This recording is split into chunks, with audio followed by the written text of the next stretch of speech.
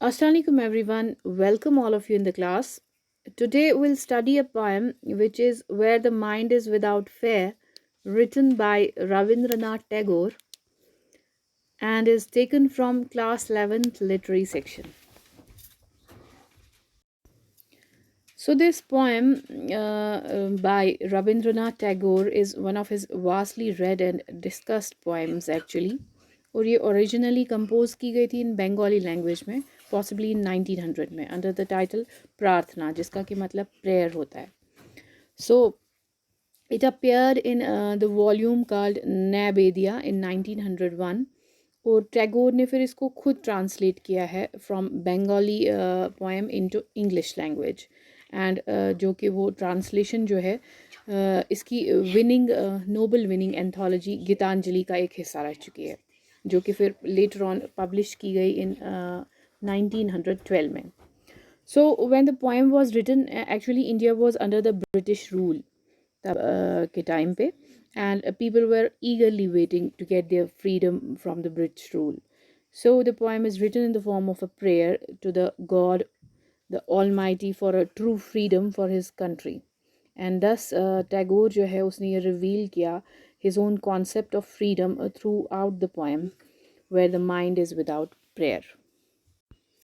So let me read the poem first and later we'll come to its explanation stanza wise.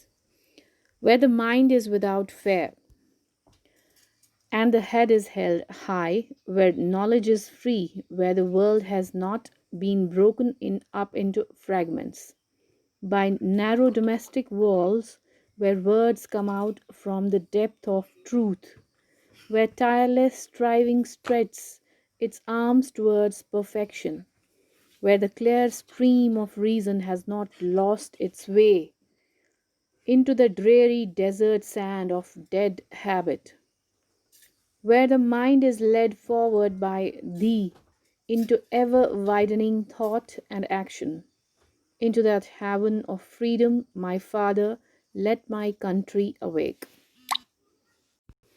So, in the very first line, the poet prays to the Almighty that his countrymen should be free from any fear of oppression or forced compulsion.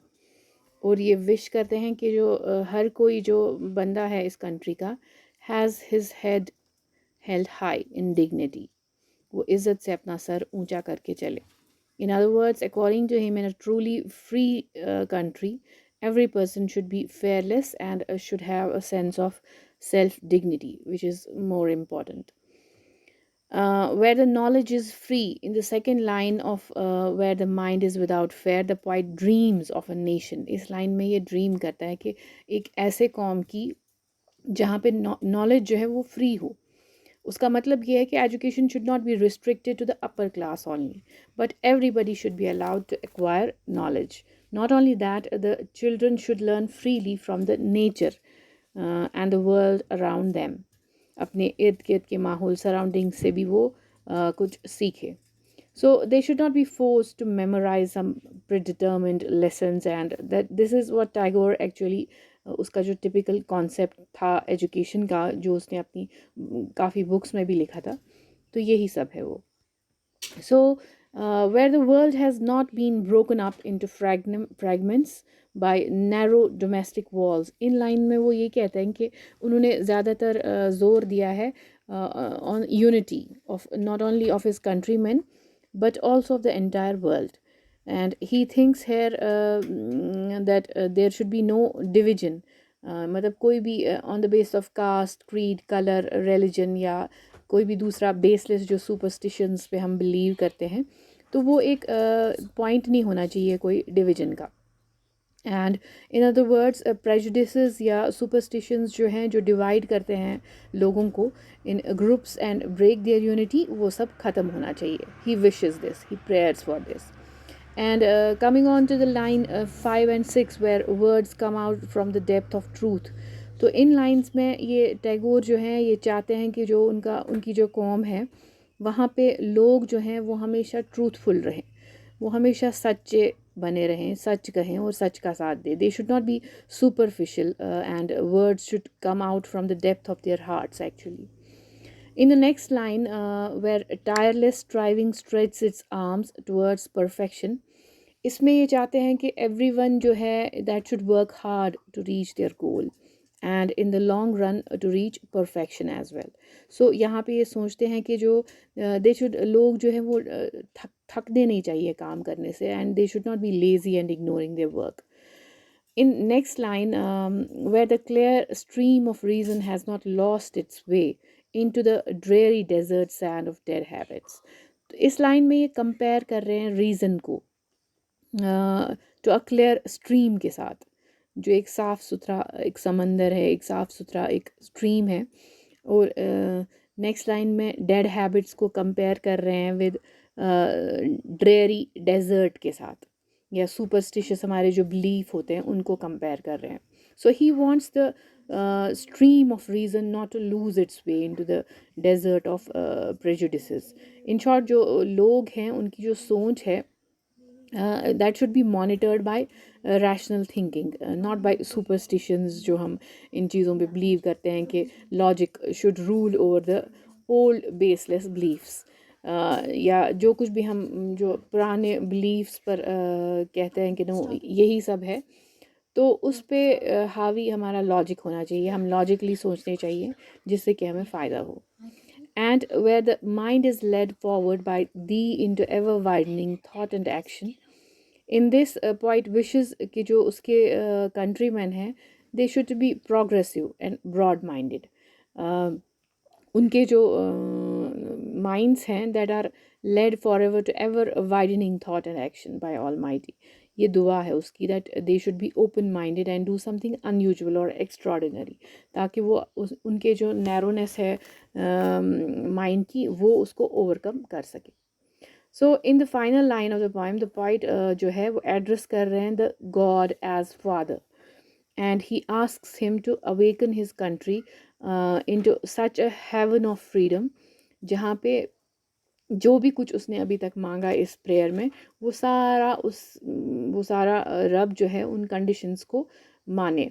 To make it clear, the poet prays to the Almighty to raise or lift his country to such heights जहाँ पे जो आज़ादी जो है that would be realized at its best, मतलब एक heaven of freedom जिसको कि हम कहेंगे। In turn, he is actually praying that God awakens his countrymen so that they come out from the darkness of ignorance, prejudices, disunity या दूसरे भी बाकी जो evils हैं of the society उनसे वो निकल सके। ये उनकी दुआ है, असल में मेन जो थीम यही है। एंड द ग्रेटर एडिशन जो है दैट गॉड जो है विद इन अस टू वो हमारे जो माइंड है उनको फ्री करे from shackles and bondages. So it's not invoking God but using it as a metaphor, ताकि जो हमारा हायर सेल्फ है हमारे अंदर का वो बाहर आ सके। This interpretation is so beautiful and I can't resist the urge to edit here. So actually जो पोएम है, पोएम में जो पोइट की मैसेज है दैट्स वेरी क्लियर कि जितने भी सारे लोग हैं इस कौम के वो वाइज इनफ है to lead a happy and peaceful life, free from which will be free from all evils. They cannot enjoy their freedom well. So to the point, only political freedom is not important unless you are fearless, आप self dignified हो, आप knowledgeable हो, truthful हो, hard working हो, और सबसे बड़ी बात broad minded हो। So if you are if you have such qualities enough, then you can enjoy your life fully. इसमें जो टोन ऑफ द पोएम है दैट इज़ क्वाइट ऑप्टिमिस्टिक, क्योंकि इसमें डिस्प्ले किया हुआ है ऑथर ने अबाउट होप और थ्रू एजुकेशन जो है एंड बिलीफ जो है इन गॉड्स ग्रेस। और इसमें जो लिटरेरी टेक्निक्स या डिवाइसेस यूज़ हुए हैं जैसे एनाफोरा है, उसमें रिपीटेडली वर्ड वेयर का इस्तेमाल किया हुआ है इस पोएम में। एंड एलिट्रेशन है जिसमें कि एलिट्रेशन में the head is held high, tireless striving stretches, dreary desert sand of dead habit, freedom my father, alliteration में जो ये series of words in a quick succession में है, मतलब हम all starts with the same letter और sounds, ये ऐसे आप समझ सकते हैं कि एलिट्रेशन होती क्या है। और एलिट्रेशन बहुत ही मतलब वो एक it lends a pleasing cadence to prose या पोइट्री में इस्तेमाल जब होते हैं तो बहुत ही अच्छा इम्पैक्ट देते हैं।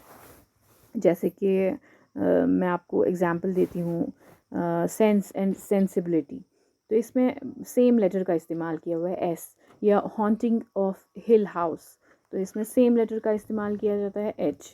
सो these are this is what we call alliteration. तो इसमें भी काफ़ी एलिट्रेशन का इस्तेमाल किया हुआ है, जैसे the head is held high, tireless striving stretches, dreary desert, sand of dead habit and freedom my father. Anaphora जिसको कि हम बोलते हैं कि सिमिलर टर्म जो है वो रिपीट की जाती है, रिपीटिशन ऑफ फ्रेज या वर्ड का इस्तेमाल किया जाता है at the beginning of series of sentences या क्लॉजेस में। तो इसमें भी वेयर का इस्तेमाल किया हुआ है ऑथर ने ज़्यादातर, तो एनाफोरा भी इसमें है। और पर्सोनिफिकेशन है, जैसे कि पर्सोनिफाई हम करते हैं किसी चीज़ को, या मतलब किसी चीज़ पे हम इसमें हम ह्यूमन ट्रेट्स या क्वालिटीज़ देते हैं, अप्लाई करते हैं टू नॉन ह्यूमन थिंग्स को या ऑब्जेक्ट्स को या एनिमल्स को, किसी भी चीज़ को।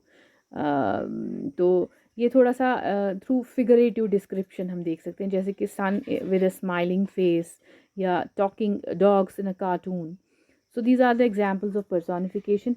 इसमें से जो हमारी पोएम है, इसमें tireless striving stretch its arms, stream of reason has not lost its way, my country awake. So these are the kinds of personification जो कि दिए हुए हैं इन्होंने। So overall this poem is an extended prayer, जो कि इसमें poet जो है enlist करता है सभी challenge को जो कि इसकी country जो है face कर रही है, and invokes God's grace to remove the blights and troubles of his country and countrymen. So I hope you enjoyed the poem. See you in the next class. Till then, Allah Hafiz.